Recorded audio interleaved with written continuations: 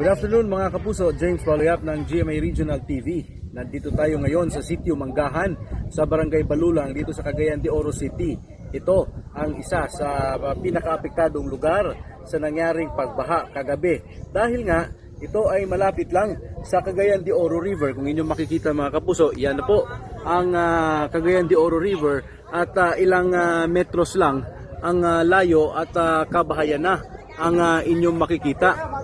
Kahapon daw, bago ang nangyaring pagbaha, ay meron pa mga bahay na nakahilera dito sa tabing ilog.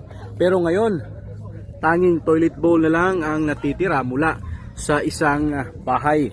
Ayon sa barangay, ay merong 6 hanggang 7 kabahayan ang totally damaged dito sa nasabing lugar at kasalukuyang naninirahan ngayon sa Barangay Evacuation Center. Mga kapuso, may ilang bahay din na hanggang 2 palapag kung inyo makikita at ayon sa mga naiwang residente dito ay hanggang 2nd floor ng mga bahay na yan ang level ng tubig baha kagabi.